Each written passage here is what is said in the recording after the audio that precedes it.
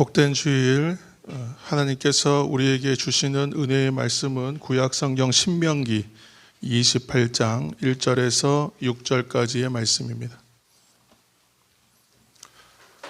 구약성경 신명기 28장 1절에서 6절까지의 말씀, 구약성경 303면 전후에 걸쳐서 있습니다.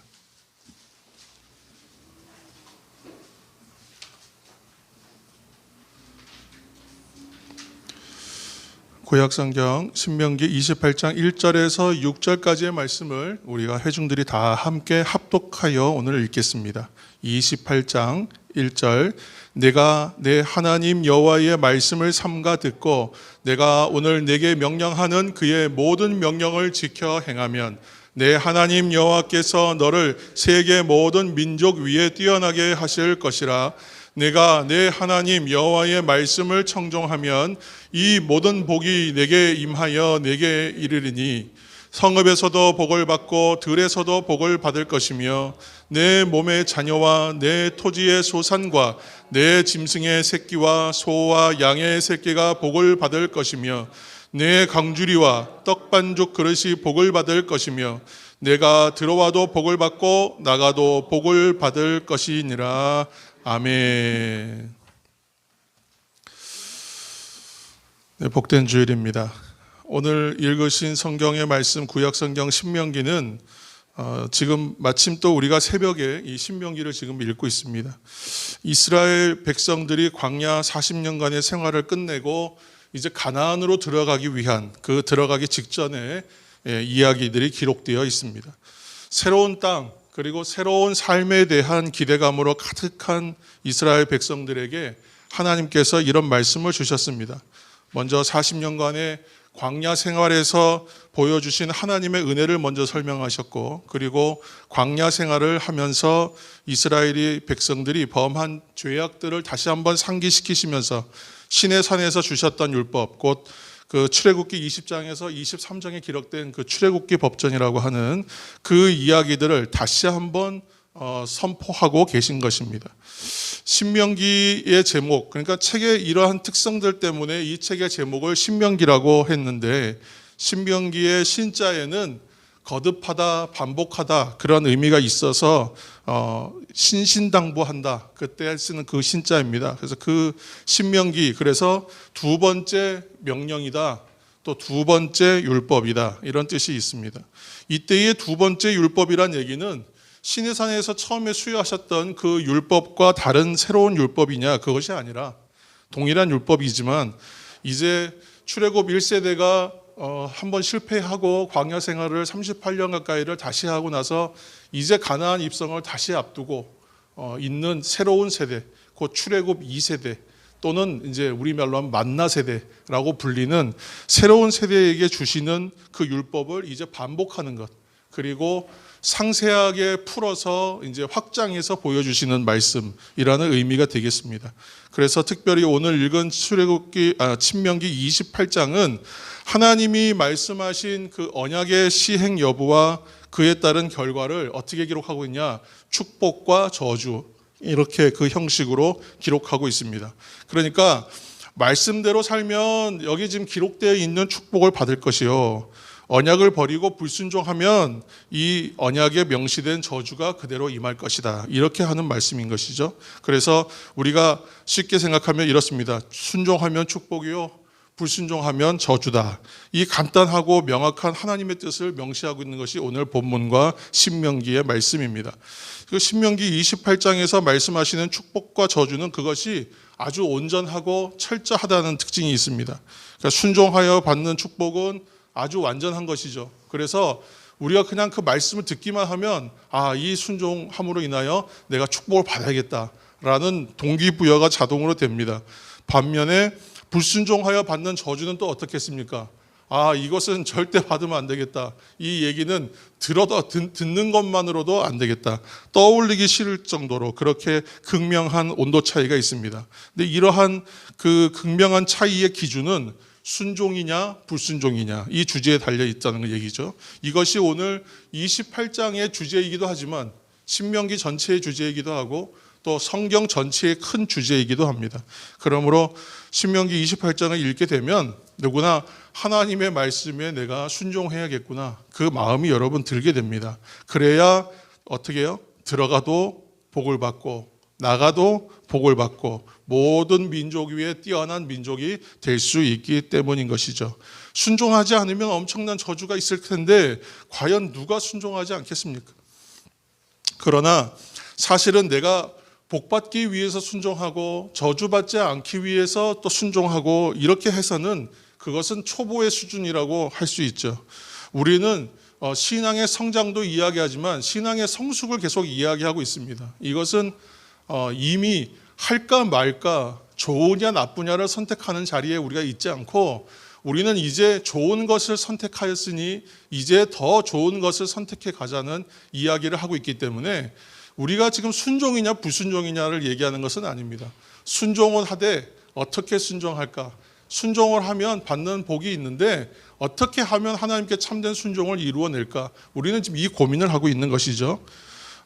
그런데 이 얘기를 먼저 드리는 이유는 순종하면 복 받는다, 이 공식이 딱 인생에 맞아 떨어지냐? 그렇지 않거든요. 이것이 그냥 순종하면 복, 순종하면 복 이렇게 딱딱 떨어지면 좋겠는데 절대 그렇지 않다는 거예요. 그래서 우리의 인생의 전체적인 관점에서 보면 당연히 순종하면 하나님 주시는 복과 은혜 가운데 있는 것은 당연한 것인데 일상의 매일의 삶은 또 그렇게 일치하지 않는 경우가 있기 때문에 우리가 이러한 부분에 대해서 이야기하고 하나님의 교훈과 은혜를 받으려고 하는 것입니다. 그런데 우리가 인생의 전체적인 관점을 보면 하나님 말씀에 순종할 때 복을 얻는 것이 너무나 당연한 것이죠. 그런데 이거는 이견이 없는 하나님의 진리입니다. 그러나 하나님의 약속하신 복이 무엇인가를 사실 좀 따져봐야 됩니다. 그렇게 하고 들어가 보면 이야기가 조금 달라질 수 있습니다. 왜냐하면 구약에서 얘기하는 복과 신약에서 얘기하는 복의 관점이 그 내용과 성격이 좀 다릅니다. 그리고 구약 안에서도 복의 관점이 조금씩 달라요. 오늘 읽으신 신명기에 선포된 복을 우리가 보면 아주 쉽게 이해할 수 있는 복의 내용이죠. 순종하면 복을 받는데 이 복은 물질적인 복이 다 포함된 내용입니다.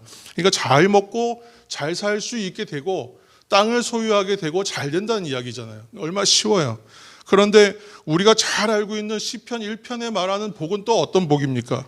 이것은 하나님의 율법을 즐거워하여 주야로 묵상하는 것이니까 오늘날로 치면 하나님의 말씀을 통해서 하나님과 교제하는 삶, 그 자체가 바로 복이다.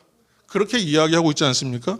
근데 신약에 오면 또 복에 대한 개념이 더 확장되죠.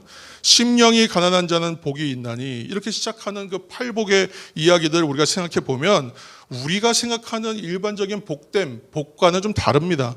그러니까 구속적인 관점에서 성경 전체를 바라보면 구약에서의 복이 신약에 와서는 1차적으로 뭐로 바뀌냐면 복이 구원으로 바뀌는 거예요.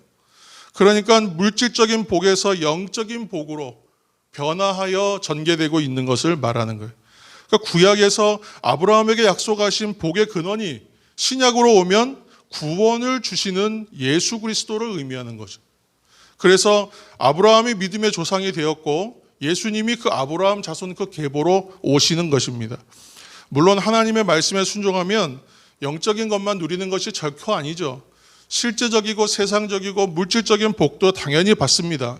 근데 우리 주위에 이런 사람들이 분명히 있거든요. 예전에 보면, 예전도 아니고 지금도 그래요. 기독 서점에 그 가장 많이 팔리는 시장 서적의 리스트들을 쭉 보면 거기서 빠지지 않는 책들이 있습니다. 예를 들면 뭐 성경이 만든 사람, 백화점 왕, 원어 메이커, 뭐 이런 책들 절대 안 빠지죠. 왜 그렇습니까? 주일 성수와 주일 학교 교사를 할 수 없다면 장관직을 수락할 수 없습니다. 이거 여러분 기억나세요? 이런 책 읽어보셨습니까? 이렇게 말했다고 하는 원어 메이커에 대한 이런 책들이 팔리는 이유는 그가 이렇게 순종했기 때문이다가 아니라 그가 백화점 왕이 되었기 때문인 거예요. 그러니까 록펠러 뭐 이런 얘기도 여러분 많이 들어보셨죠. 강철왕, 뭐 카네기 이런 얘기 많이 들어보셨습니다. 석유왕 록펠러 이런 이야기 많이 언급되고 회자되는 이유도 마찬가지죠. 이런 책이 많이 팔리는 것이 그거 잘못됐냐? 이것을 굳이 뭐 비판적인 시각으로 바라봐야 되냐? 그런 얘기가 아니라 하나님의 말씀에 순종하면 하나님께서 복을 주시는 것은 진리이기 때문에 거기에다가 백화점 왕이니 강철 왕이니 석유 왕이니 그렇게 세상적인 것을 성공을 붙일 필요는 굳이 없다는 것이죠. 사람들이 그래서 하나님 앞에 복을 받기 위하여 순종하는 수준에서 우리가 얘기하지 말자고 했는데 이렇게 하면 복 받는다로 이해하기 때문에 우리가 그 복을 받기 위해서 순종한다. 그러니까 복은 순종의 결과로 주어지는 은혜로 이해해야 하는데 이것이 순종의 동기가 된다는 말이에요. 복 받기 위하여 이렇게 되는 것이죠. 그래서 이 순서가 매우 중요합니다. 여러분, 순종이 먼저이고 축복이 나중인 거예요. 그래서 순종하면 축복받는다는 진리를 선포하는 28장 신명기 내용의 뒷부분에서야 나오는 거예요. 신명기 1장부터 복 받는 얘기 해버리면 내내 그 머리 떠나지 않았을 텐데 신명기 가장 후반부 가서야 이제 복된 얘기 하지 않습니까? 순종하면 받게 될 축복을 먼저 이해하고 순종의 내용이 나오는 것이 아니라는 얘기죠. 우리가 순종해야 할 하나님의 명령과 말씀이 계속해서 먼저 나와요. 그리고 나서야 축복의 말씀이 이어진다는 거예요. 이처럼 축복은 순종의 결과이지 순종의 동기가 결코 될 수 없습니다. 절대로 그렇게 될 수 없고 또한 그렇게 돼서도 안 되는 거예요. 이 순서가 바뀌면 문제가 뭐냐면 순종할 수가 없어요. 순종이 불가능해집니다. 왜냐하면 우리의 삶에서 하나님의 뜻에 순종함으로 불이익을 받게 되는 상황이 너무나 많을 것이기 때문에 그래요. 세상이 죄악으로 물들었기 때문에 그곳에서 선하신 하나님의 뜻으로 살다 보면 세상의 방법과는 분명히 배치가 됩니다. 반대되는 입장에 설 때가 있어요. 세상이 모두 예라고 하는데 혼자 아니오 해야 될 때가 있고 모두 아니오라고 하는데 예라고 해야 될 때가 있기 때문에 그때 그 불이익을 여러분 어떻게 할 겁니까? 그것을 우리는 고난이라고 좋게 포장하지만 너무나 힘들고 어려운 일 아니겠어요? 그것을 먼저 선택해야 된다면 거기에 우리의 큰 용기가 필요하지 않겠습니까? 그렇기 때문에 순종의 동기가 있어야 된다면 그것이 무엇이 되어야 하겠는가 하는 것이에요. 어떤 사람이 하나님의 말씀에 온전히 순종하는 삶을 살 수 있겠습니까? 여러 가지로 설명할 수 있겠지만 오늘 신명기에서 설명하고 있는 것은 하나님께 대하여 경외하는 마음을 가지라는 거예요. 오늘 제목처럼 하나님을 경외하라는. 다 함께 신명기 10장 12절과 13절의 말씀을 여러분 성경과 또 앞에 있는 화면을 참조하셔서 함께 읽어보시겠습니다. 시작. 이스라엘아, 내 하나님 여호와께서 내게 요구하시는 것이 무엇이냐? 곧 내 하나님 여호와를 경외하며 그 모든 도를 행하고 그를 사랑하며 마음을 다하고 성품을 다하여 내 하나님 여호와를 섬기고 내가 오늘날 내 행복을 위하여 내게 명하는 여호와의 명령과 규례를 지킬 것이 아니냐. 아멘. 이 말씀에서 여호와를 경외하는 것, 도를 행하는 것, 그를 사랑하는 것, 여호와를 섬기는 것, 여호와의 명령과 규례를 지키는 것, 이게 모두 동격으로 표시되어 있습니다. 그러니까 뒤의 내용은 모두 뭐냐면 여호와를 경외하는 일을 구체적으로 설명하는 내용으로 따라오는 거예요. 그러니까 이 말씀에서 하나님께서 우리에게 원하시는 것이 드러나 있는데 그것은 뭐냐면 하나님을 경외하라.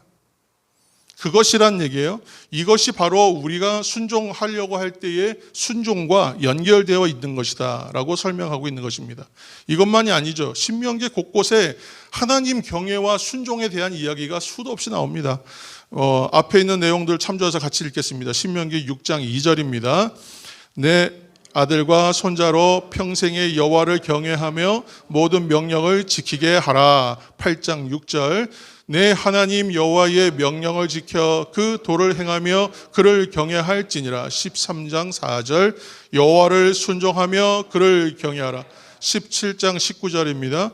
여호와 경외하기를 배우며 율법을 지켜 행하라. 아멘. 이렇게 말씀하고 있어요. 성경에서 말하고 있는 순종은 이처럼 하나님을 경외하는 것과 밀접하게 연결되어 있습니다. 여러분들 한번 생각해 보십시오. 순종 이렇게 하면 떠오르는 대표적 성경의 인물이 누가 있습니까? 창세기부터 쭉 한번 출발해 보세요.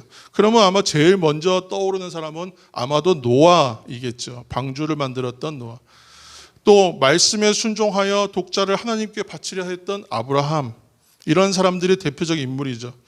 그런데 성경은 이 두 사람 모두를 가리켜서 뭐라고 얘기하고 있냐? 하나님을 경외함으로 말씀에 순종하였다. 그렇게 설명하고 있습니다. 히브리서 11장 7절 말씀을 함께 읽겠습니다. 시작. 믿음으로 노아는 아직 보지 못한 일에 경고하심을 받아 경외함으로 방주를 예비하여 그 집을 구원하였으니. 아멘. 하나님을 경외함으로 방주를 만들라 하는 말씀에 순종할 수 있었다. 또한 아브라함은 독자 이삭을 제물로 바치라고 하는 하나님의 말씀에 대하여 순종하는데, 그래서 이삭을 죽여서 제물로 바치고자 하죠. 그러자 하나님께서 막으시고 대신 순양 한 마리를 제물로 삼게 하셨어요. 자, 그리고 아브라함에게 이렇게 말씀하십니다. 창세기 22장 12절입니다. 시작. 사자가 가라사대 그 아이에게 내 손을 대지 말라. 아무 일도 그에게 하지 말라. 내가 내 아들 내 독자라도 내게 아끼지 아니하였으니 내가 이제야 내가 하나님을 경외하는 줄을 아노라. 아멘. 무슨 의미입니까? 아브라함의 순종이 바로 하나님을 경외한다고 하는 증거가 되었다. 그것이 징표가 되었다. 이렇게 말씀하고 있는 것입니다. 이처럼 순종은 하나님을 진실로 경외하는 사람들에게만 나타나는 외적인 형태, 행동, 표현이라고 할 수 있습니다.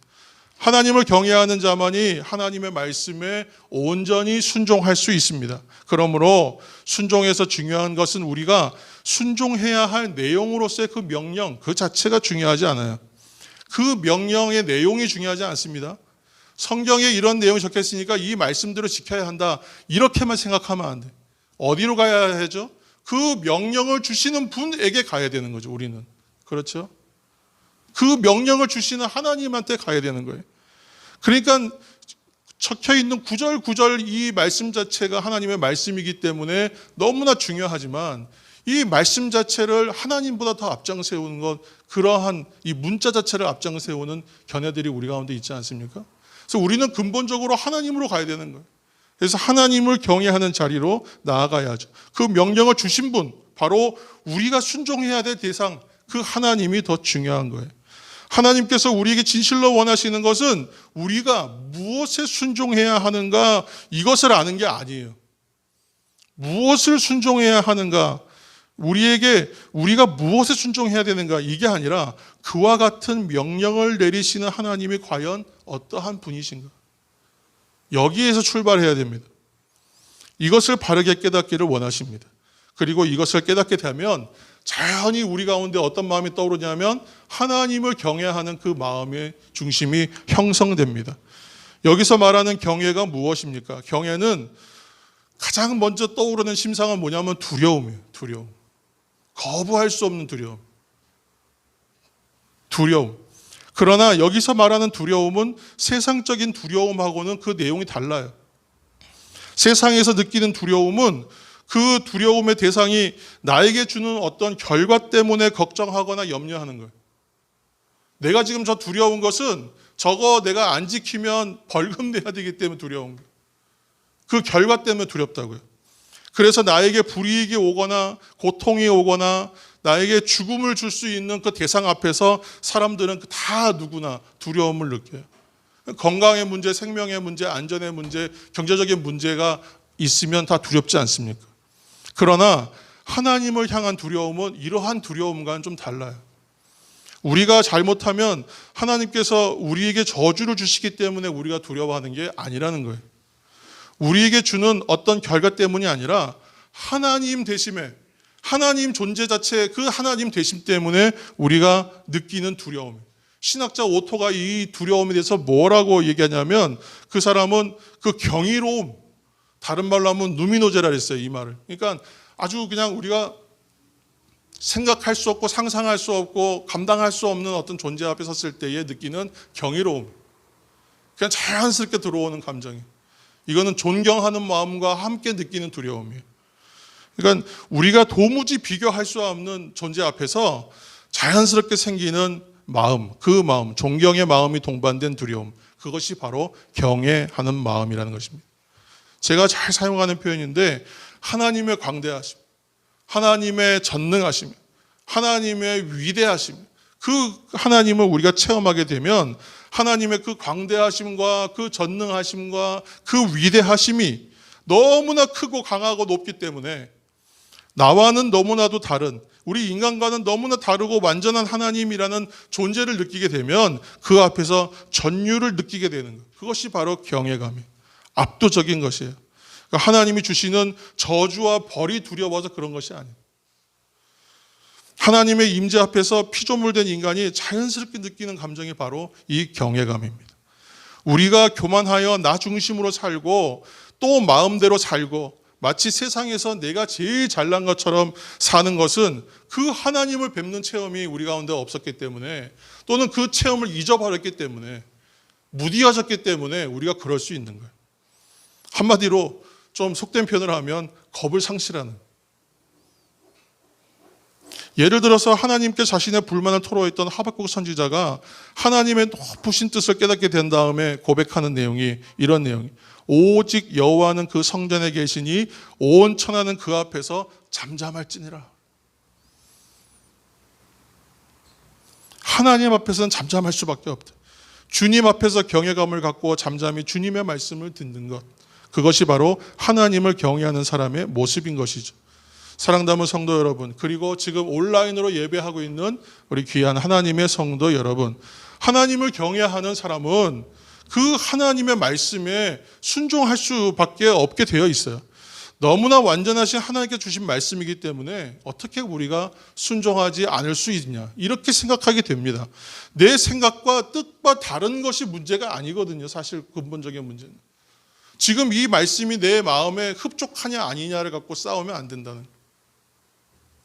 내 생각과 뜻과 다르다 할지라도 그 위대하신 하나님께서 이렇게 말씀하시는데 우리가 어떻게 순종 안 할 수가 있냐, 이렇게 출발해야 되는 거예요. 자꾸 이 말씀의 구절을 갖고 내 마음에 드냐 안 드냐, 우리가 성경 볼 때 오늘은 나에게 주시는 좋은 말씀 없나 하고 이렇게 쫙 한번 피는 거예요. 폈다가 오늘 사망과 저주에 대한 얘기 나면 에이 다시 또 마음에 드는 얘기 나오면 하나님 나에게 주신 말씀이다. 우리가 이러는 모습은 혹시 없냐 이겁니다. 이사야서 55장 8절에서 9절 말씀을 우리가 화면을 보시면 다 같이 읽으시겠습니다. 시작. 여호와의 말씀에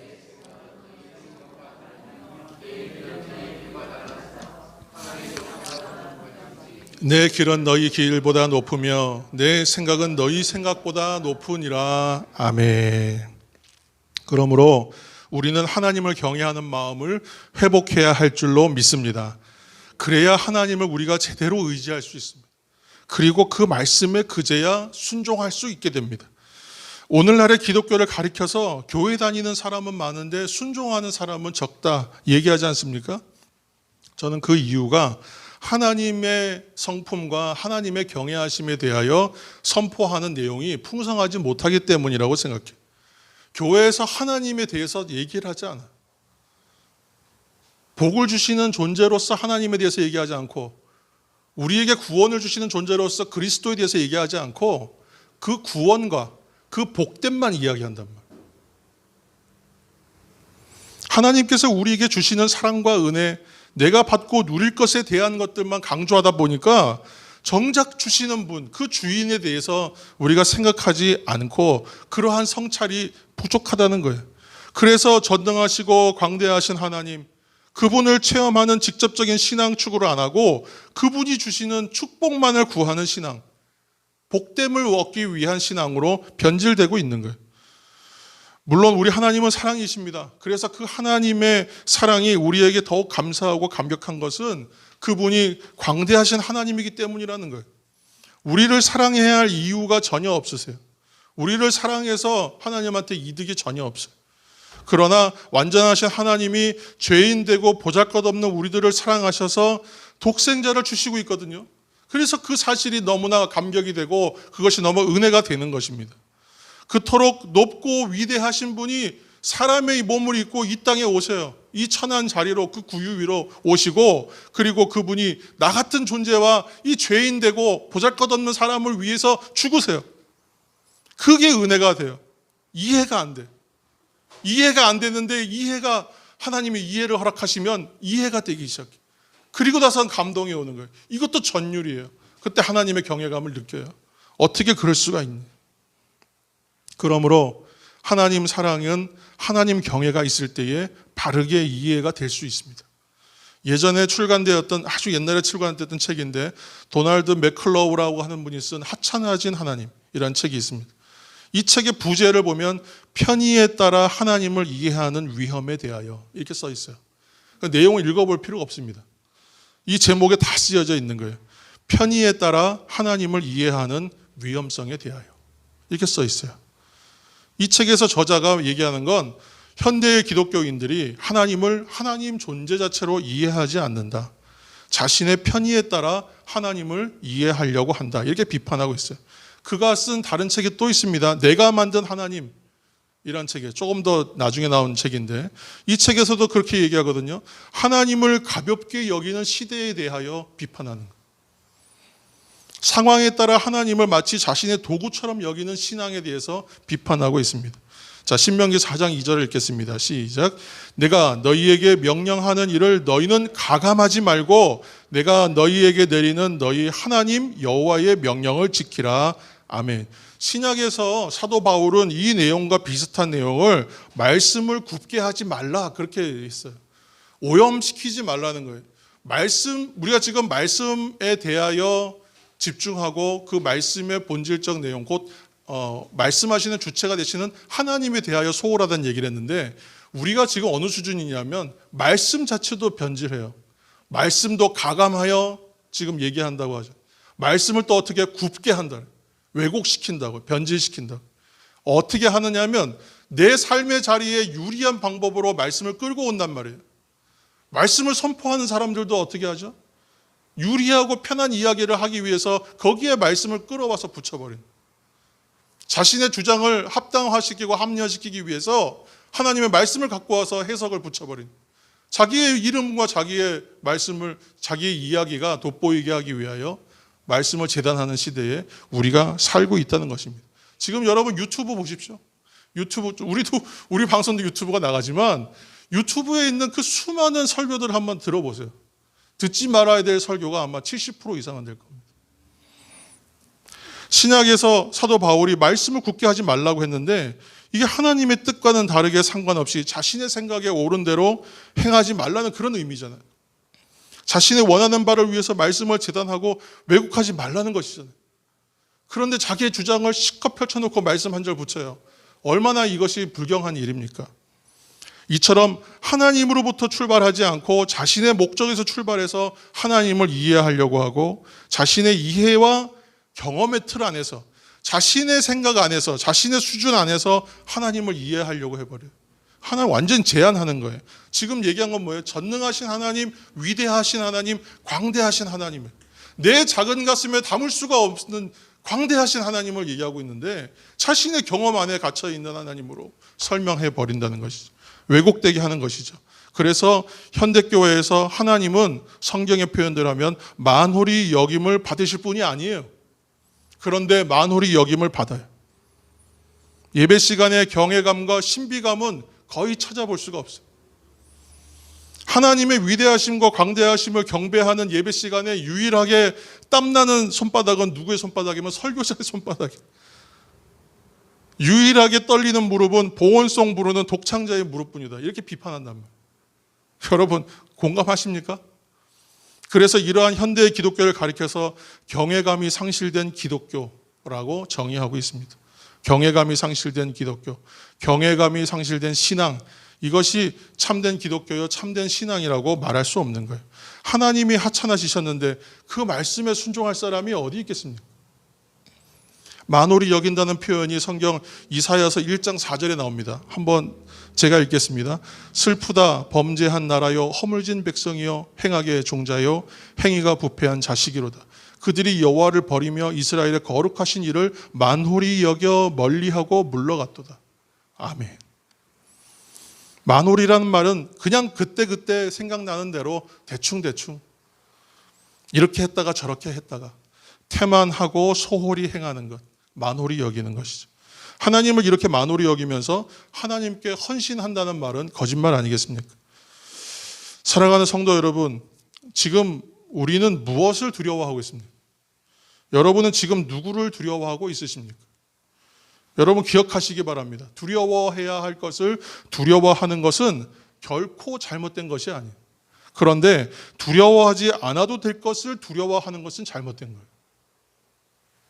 사랑하는 성도 여러분, 우리가 하나님을 두려워하지 않는다면 분명코 우리는 다른 것을 두려워하게 될 거예요. 정작 두려워해야 될 하나님을 두려워하지 않고 다른 것을 두려워하게 되는 우리가 될 것이라는 얘기예요. 그리고 그 잘못된 두려움 때문에 우리 존재와 인생의 운명이 그 두려운 문제 때문에 붙잡히게 될 거예요. 복음서를 보면 예수님께서 친히 말씀하시거든요. 누가복음 12장 4절과 5절 말씀을 우리가 다 같이 읽겠습니다. 앞에 화면을 보시고 시작. 내가 내 친구 너희에게 말하노니 몸을 죽이고 그 후에는 능히 더 못하는 자들을 두려워하지 말라. 마땅히 두려워할 자를 내가 너희에게 보이리니 곧 죽인 후에 또한 지옥에 던져넣는 권세 있는 그를 두려워하라. 내가 참으로 너희에게 이르노니 그를 두려워하라. 아멘. 예수님이 아주 명확하게 반박할 수 없게끔 정확하게 여러분 설명해 주고 계신 거예요. 그러니까 하나님을 향한 경외는 하나의 신앙적 행위가 아니에요. 조금 어려운 표현을 하면 신앙적 행위로서의 하나님의 경외는 아니라는 얘기. 우리의 존재를 규정하는 근본적이고 대표적인 특징으로서 경외감을 이해해야 해요. 그러니까 경외는 경건한 두려움, 영적인 두려움이에요. 그리고 이 안에는 사랑으로 충만한 두려움이에요. 이 감정을 말로 표현하기가 참 어려워요. 경외감을. 그래서 이건 우리가 경험해야 돼요. 그래서 하나님을 알게 하여 주옵소서. knowing God 하는 하나님을 내가 알아가게 하여 주옵소서. 내가 주님을 더 깊이 알게 하여 주옵소서. 주님 나를 만나 주시고 만져 주옵소서. 자꾸 기도해야 되는 거예요. 나갈 수밖에 없어요. 그 하나님을 알 수가 없거든요. 그래서 우리가 얘기했잖아요. 계시가 뭐라고요? 보여주시는 거라고. 자신을 드러내어 보여주시는. 그러니까 하나님이 우리에게 하나님이 어떤 분이신지 우리의 지혜와 생각과 나의 소견으로 이해할 수 없기 때문에 나의 이 작은 가슴에 광대하심을 품을 수가 없기 때문에 하나님이 우리에게 사랑과 자비하심과 희생하심과 그 헌신하심으로 우리에게 오시는 것이잖아요. 오늘도 오시잖아요. 예배를 통하여. 예배를 향하여 돌진해 오시는 거예요. 다른 차원에서. 보여주시기 위해. 그러니까 하나님 알게 하여 주옵소서, 보여주옵소서 기도하는 것이 당연한 것 아니겠습니까? 그 사람들에겐 보인다고요. 그 사람들에게는 보여주신다고. 하나님 경험하게 해달라고, 체험하게 하여 주옵소서 기도하는 사람들한테는 하나님이 체험되어 버린다고 진짜. 그리고 나서야 하나님 놀랍다라고 얘기하게 돼요. 더 이제 나중에 어떤 표현이 있어요. 최고다. 우리 하나님 최고예요. 그때서야 손뼉 치며 찬양할 수가 있는 것이지 그러한 고백이 없이 찬양하면 음악적 즐거움 아니겠습니까? 멜로디가 흥겨워서 하는 거예요. 그러니까 왜 자꾸 어떤 노래는 부르고 어떤 노래는 부르지 말라는 얘기가 왜 나오겠어요? 모든 찬양과 곡들은 그 창작자들이 곡을 들어보고 노래를 불러보면 어떤 마음을 썼는지 저는 이해가 돼요. 조금 알 것 같아요. 그래서 감동이 있어요. 그 멜로디 때문에 좋은 게 아니라 그 찬양의 고백을 왜 그렇게 했는지 느껴지면서 체험되고 공감되니까 이해하는. 그래서 우리의 그 공감을 더 확장시켜줘요. 하나님의 말씀을 풀어놓은 선포된 하나님의 말씀이 필요한 이유는, 기록된 하나님의 말씀이 필요한 이유는, 레마라고 하잖아요. 내가 깨달은 하나님의 말씀이 필요한 이유는, 그것을 나눠야 되는 이유는 뭐예요? 하나님에 대한 이해와 생각과 하나님에 대한 경험들을 확장시키는 방법이니까 그런 것입니다.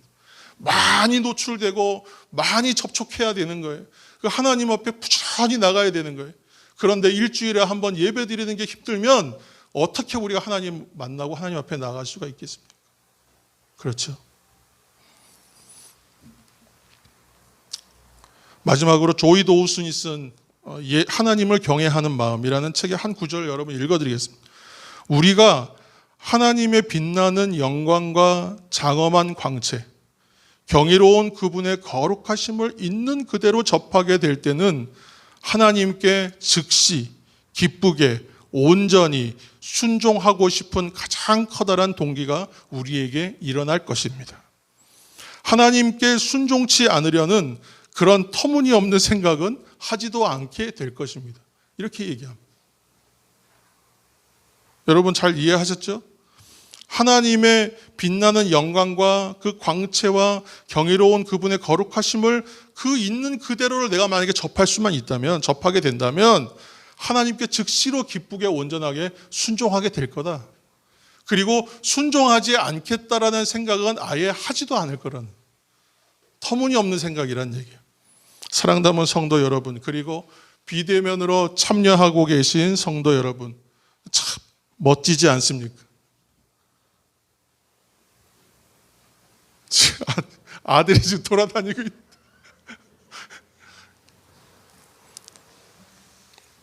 오직 하나님을 경외하는 한 사람이 되셔서 순종과 헌신의 삶을 사시는 우리 모두가 되기를 예수님의 이름으로 축원합니다. 네, 기도하겠습니다. 주님, 오직 하나님을 참되게 경외하는 한 사람 내가 되게 하여 주옵소서. 주님, 오직 하나님을 참되게 경외하는 교회, 우리 교회가 되게 하여 주옵소서. 참된 거룩한 성도로 세워지는 성령님의 은혜가 삶의 자리마다 크게 역사하여 주옵소서. 충만하게 임하여 주옵소서. 예수님의 이름으로 기도드리옵나이다. 아멘. 이제는 우리를 위해 죽으시고 부활하심으로 구원의 소망, 부활의 소망, 천국의 소망을 허락하신 우리 주 예수 그리스도의 은혜와 경외하며 하나님께 나아가는 성도들을 향해 복주시는 하나님 아버지의 무한하신 사랑하심과 기도의 자리마다 충만함으로 역사하시는 성령님의 교통하심이 이제 믿음으로 말씀에 순종된 삶, 하나님을 참되게 경외하는 거룩한 성도의 삶을 이 시간 결단하는 이 자리의 모든 성도들 위에와 이 시간 영상으로 예배하는 각 가정과 권속들 위에와 사랑 담은 교회와 나라와 민족 위에 이제로부터 영원까지 함께 하옵시기를 간절히 축원하옵나이다. 아멘.